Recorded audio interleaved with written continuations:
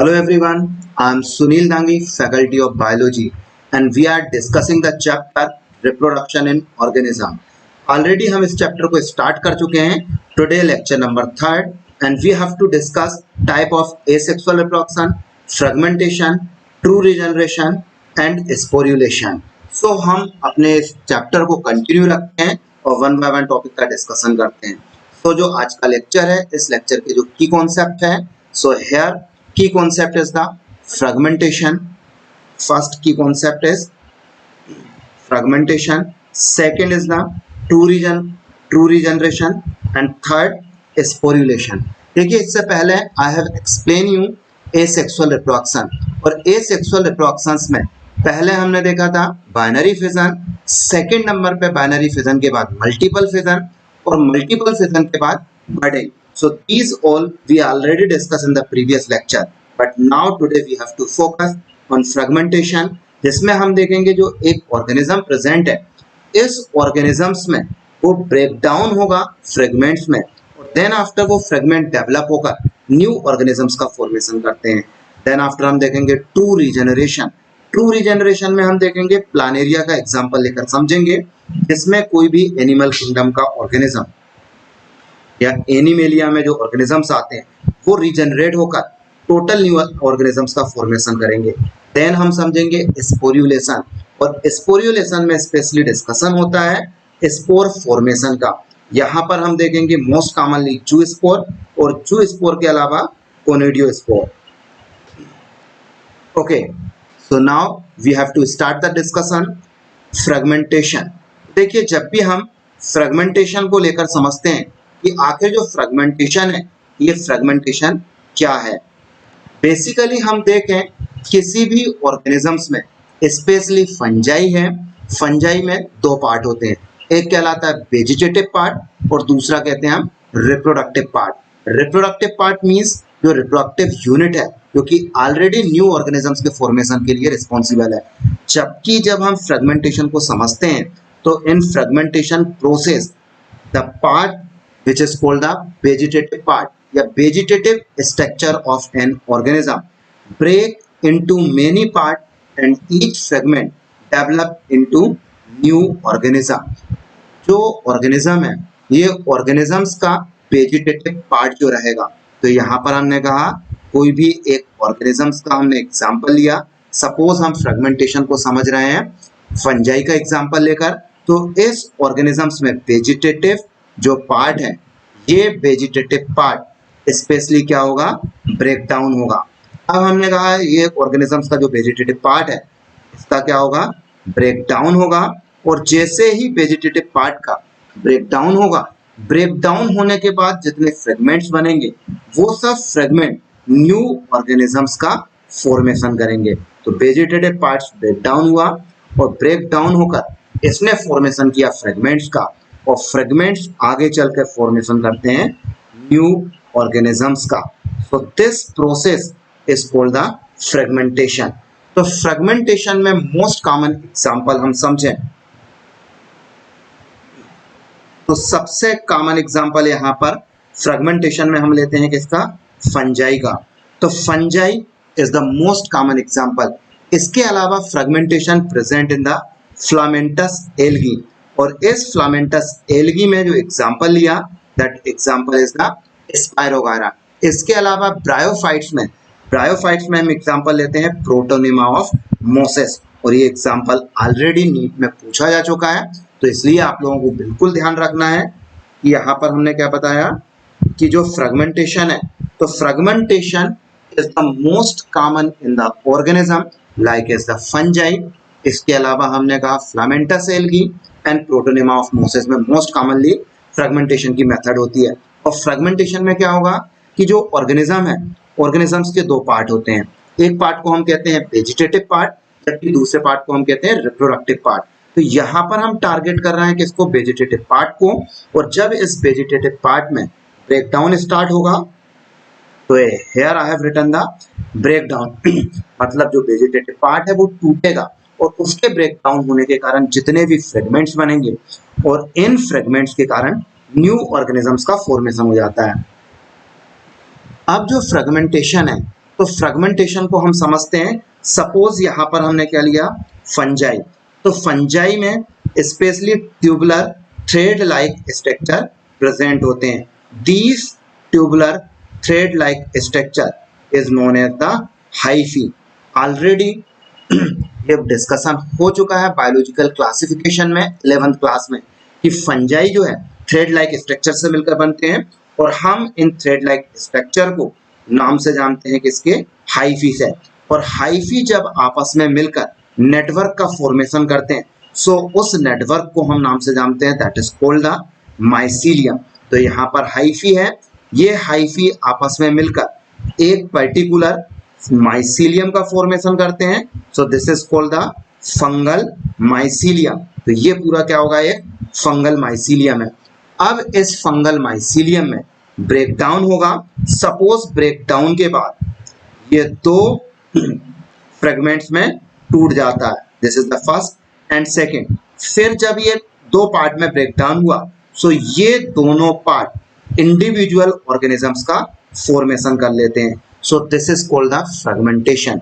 तो fragmentation is a type of asexual reproduction, जिसमें specially fungi या प्लांट का वेजिटेटिव पार्ट में ब्रेकडाउन होगा, और ब्रेकडाउन के बाद जो फ्रेगमेंट्स बनते हैं, उन फ्रेगमेंट से न्यू ऑर्गेनिजम्स का फॉर्मेशन होता है। Now we have to discuss about the true regeneration. तो देखिए, जब हम ट्रू रीजेनरेशन के बारे में डिस्कशन कर रहे हैं, तो ट्रू रीजेनरेशन मोस्ट कॉमनली हम ऑब्जर्व करते हैं सिंपल एनिमल्स में। अब इन सिंपल एनिमल्स के एग्जाम्पल कौन है, तो सिंपल एनिमल्स का एग्जाम्पल है हाइड्रा।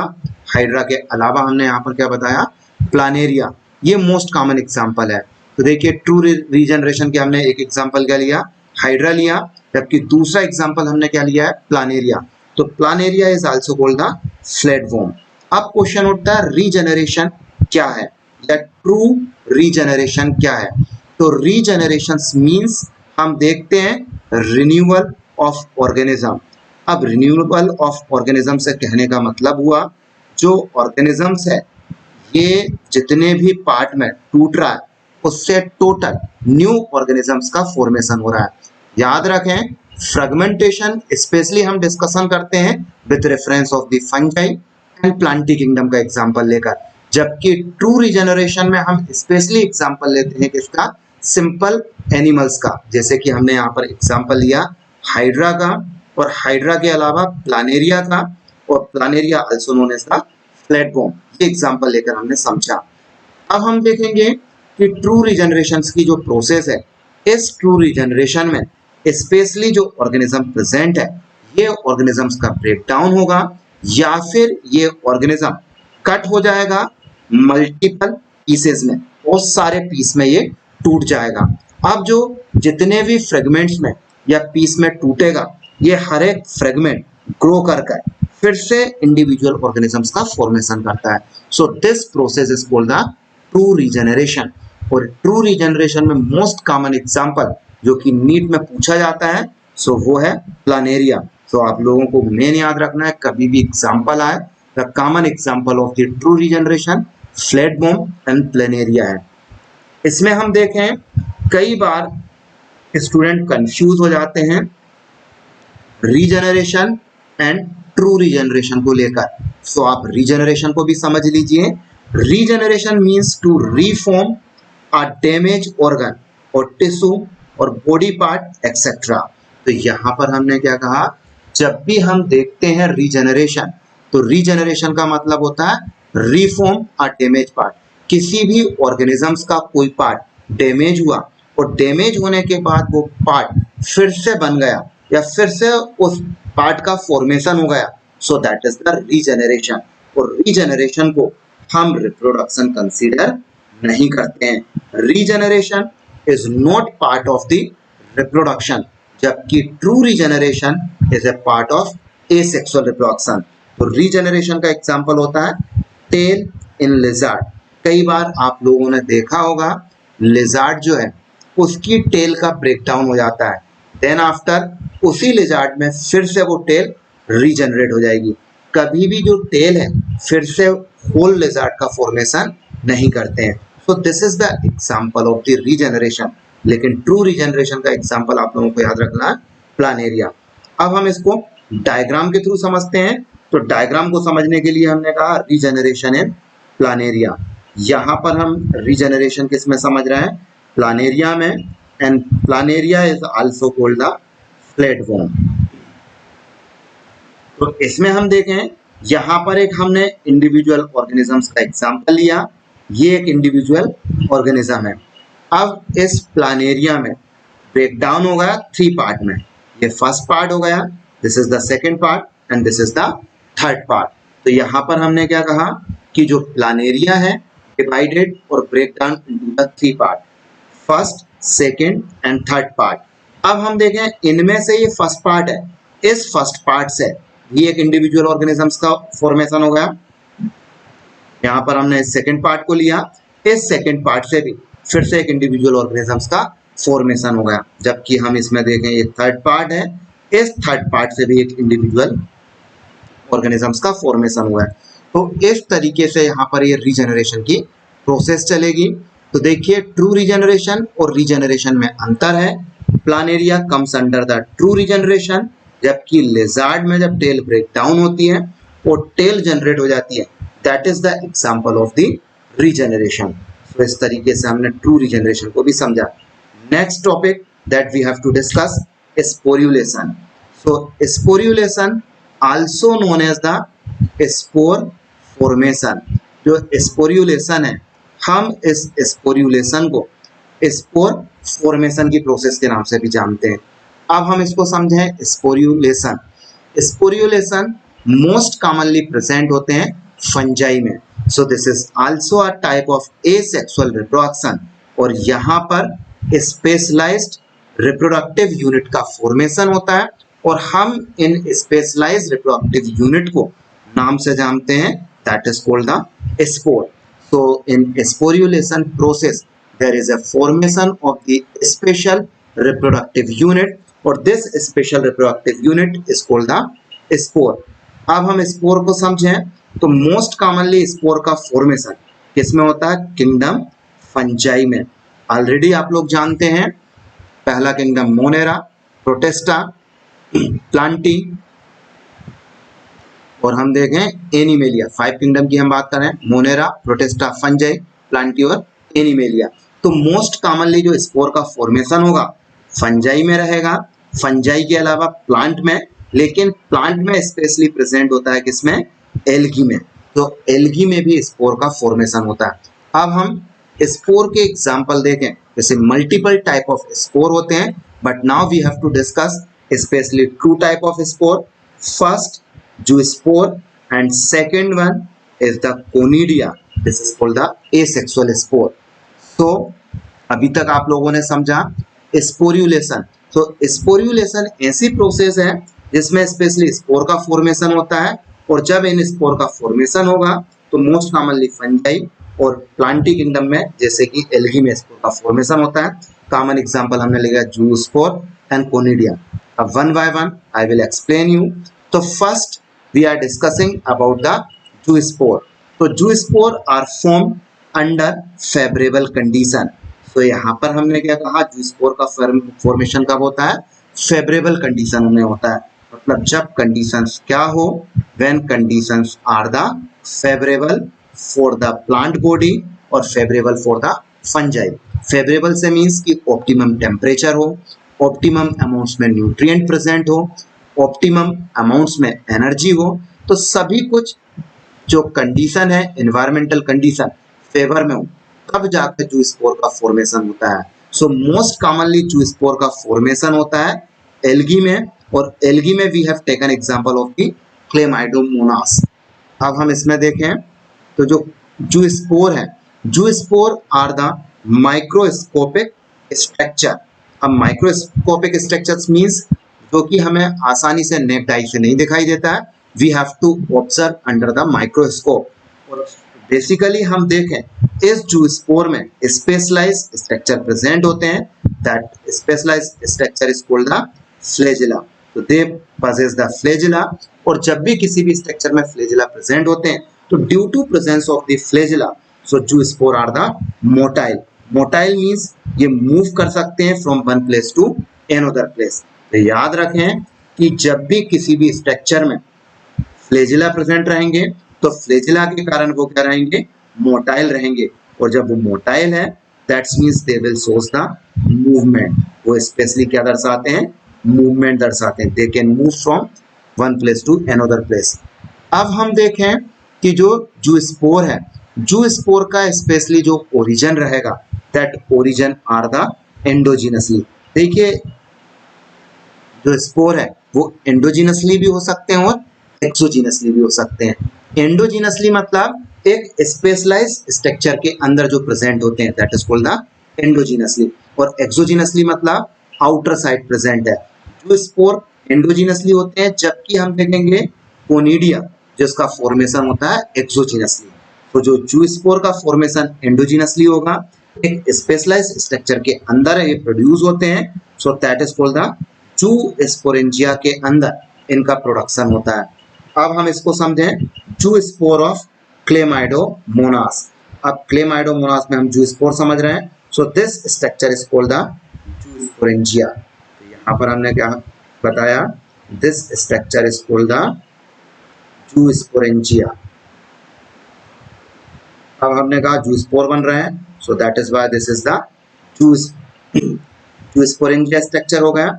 और इन जूस्पोरेंजिया के अंदर से जो रिलीज हुए these structure is called the zoospore. ये जो फॉर्म यहां से जो रिलीज हुए these structure is called zoospore. Now we have to discuss conidia. तो कोनिडिया जो है these are most common asexual spore. This is also the most common asexual spore produced by the fungi. और fungi में यहाँ पर हमने common example लिया Penicillium का। तो पेनिसिलियम का हमने मोस्ट कॉमन एग्जांपल लिया जिसके थ्रू एसेक्सुअल स्पोर का फॉर्मेशन हो रहा है पेनिसिलियम में। इसमें हम देखें जो कोनिडिया है, कोनिडिया नॉन मोटाइल है क्योंकि जो स्पोर क्या थे, मोटाइल स्ट्रक्चर थे, जबकि कोनिडिया जो है नॉन मोटाइल स्ट्रक्चर है। अब नॉन मोटाइल स्ट्रक्चर क्यों है, क्योंकि इसमें फ्लैजिला जो है एब्सेंट है और इनका प्रोडक्शन जो है वो स्पेशल हाइफल ब्रांच पर होता है और इन स्पेशल हाइफल ब्रांच को हम नाम से जानते हैं कोनिडियोफोर।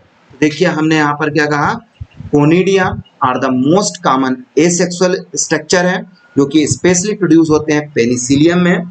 इनमें फ्लैजिला एब्सेंट है, सो नॉन मोटाइल है। साथ में इनका जो प्रोडक्शन जो होगा जिस हाइपी पर होता है हम उस हाइपी को नाम से जानते हैं कोनिडियोफोर।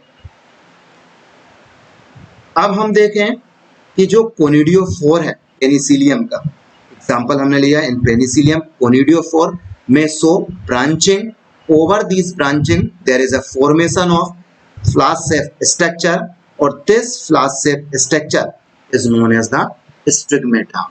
तो यहाँ पर हमने क्या कहा कि जो पेनिसिलियम फंजाई का एग्जांपल है, इसमें स्पेशल ब्रांच होती है। इस स्पेशल ब्रांच पर कोनिडिया का फॉर्मेशन होता है और जिस ब्रांच पर कोनिडिया का फॉर्मेशन होता है हम उस ब्रांच को नाम से जानते हैं कोनिडियोफोर। और कोनिडियोफोर पर जो लास्ट में फ्लास शेप स्ट्रक्चर प्रेजेंट है, this flask shape structure is known as the sterigmata. अब जो स्टिग्मेटा है, each sterigmata produce a cuts a chain of conidia. जो स्टिग्मेटा है, स्टिग्मेटा पर स्पेशली प्रोडक्शन होता है जो एक चेन के फॉर्म में, और यहाँ पर चेन के फॉर्म में कोनिडिया का प्रोडक्शन होता है। तो देखिए एग्जाम्पल के तौर पर हम देखें तो here is conidia of Penicillium. तो यहाँ पर हमने जो बताया ये जो स्ट्रक्चर है this structure is called the conidiophore. तो ये स्पेशल हाइफल ब्रांच है और this branch is called the conidiophore. अब हमने कहा ये जो आप लोगों को दिख रहा है flask shape structure, this flask shape structure is known as the sterigmata. हमने इसको नाम दिया स्टिग्मेटा और इस स्टिग्मेटा पर जो चेन के फॉर्म में प्रेजेंट है this structure is called the conidia. तो याद रखें यहाँ पर कोनिडिया और जूस्पोर दोनों में डिफरेंस होता है। देखिए हमने यहाँ पर क्या कहा, कोनिडिया और जूस्पोर दोनों में डिफरेंस होता है। जूस्पोर का जो प्रोडक्शन है वो एंडोजीनसली प्रोडक्शन होता है, जबकि कोनिडिया का जो प्रोडक्शन है एक्सोजीनसली होता है। जूस्पोर जो प्रोड्यूस होगा वो मोटाइल रहेगा, जबकि कोनिडिया जो है नॉन मोटाइल होता है। तो इसके थ्रू आप लोगों को समझ में आया होगा कि किस तरीके से एसेक्सुअल स्पोर का प्रोडक्शन हो रहा है, जूस्पोर और कोनिडिया। जूस्पोर का जो हमने मोस्ट कॉमन एग्जांपल लिया था वो एग्जांपल लिया था एल्गी, और एल्गी में हमने यहाँ पर कहा था क्लेमाइडोमोनास। और जबकि कोनिडिया का जो मोस्ट कॉमन एग्जांपल हमने लिया फंजाई, और फंजाई का मोस्ट कॉमन हमने एग्जांपल लिया यहाँ पर पेनिसिलियम। इस एग्जांपल के थ्रू आप लोगों ने समझा जूस्पोर और कोनिडिया को। Now we have to discuss function of spore.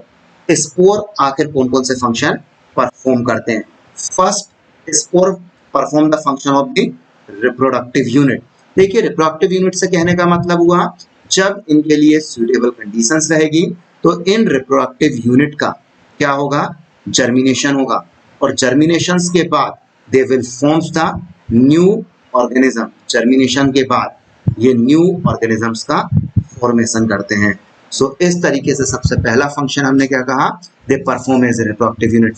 Second हम यहाँ पर देखें तो that is called the dispersal unit. तो यहाँ हमने लिख दिया सेकेंड डिस्पर्सल यूनिट।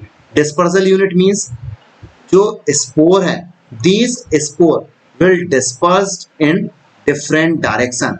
जब ये डिफरेंट डायरेक्शन में डिस्पर्स होंगे, जहां भी इन्हें सुटेबल कंडीशन मिलेगी, सुटेबल एनवायरनमेंट मिलेगा, वहां पर जाकर ये जर्मिनेट हो जाएंगे, एक प्लेस से दूसरे प्लेस पर डिस्पर्स हो जाते हैं। This is called the dispersal unit. Third function of spore, perform as a perennating unit. Now आप लोगों को समझना है कि पेरिनेटिंग यूनिट क्या है। तो perennating unit means part of any plant और फंजाई और any organism which accumulate the nutrient, मतलब जो अपने अंदर न्यूट्रिएंट को एक्यूमुलेट करके रखते हैं। फिर जब यहाँ पर अनफेवरेबल कंडीशंस रहेगी तो इन अनफेवरेबल कंडीशन जब तक इन ऑर्गेनिजम्स के लिए प्रेजेंट है, सो दे विल नॉट जर्मिनेट। जैसे ही इनके लिए क्या आएगी, फेवरेबल कंडीशंस आएगी, तो इन फेवरेबल कंडीशन, जैसे ही इनको फेवरेबल एनवायरनमेंट और फेवरेबल कंडीशंस मिलेगी, तो इन फेवरेबल कंडीशंस में ये क्या हो जाएंगे, जर्मिनेट होंगे, और जर्मिनेट्स होकर न्यू ऑर्गेनिजम्स का फॉर्मेशन करते हैं। तो इसीलिए जो स्पोर है तीन मेन फंक्शन परफॉर्म करते हैं। फर्स्ट, रिप्रोडक्टिव यूनिट, ये जर्मिनेट होकर न्यू ऑर्गेनिजम्स का फॉर्मेशन करेंगे। सेकंड, डिस्पर्सल यूनिट, जो ऑर्गेनिज्म है एक प्लेस से दूसरे प्लेस पर पहुंचेगा, मतलब डिस्पर्स होगा, नए ऑर्गेनिज्म एक स्थान से दूसरे स्थान पर पहुंचने में हेल्प करते हैं, तो dispersal unit. Third, perennating unit, unfavourable conditions में ये बिल्कुल न्यूट्रल बने रहेंगे और अपने अंदर न्यूट्रिएंट को स्टोर करके रखते हैं। जैसे ही इनके लिए मोस्ट सुटेबल और फेवरेबल कंडीशन आती है, ये जर्मिनेट हो जाते हैं। तो इस तरीके से ये तीन फंक्शन परफॉर्म करते हैं। तो देखिए अभी तक हमने आज के लेक्चर में समझा fragmentation, true regeneration and sporulation. तो आज का लेक्चर आप लोगों को समझ आया होगा। Thank you very much.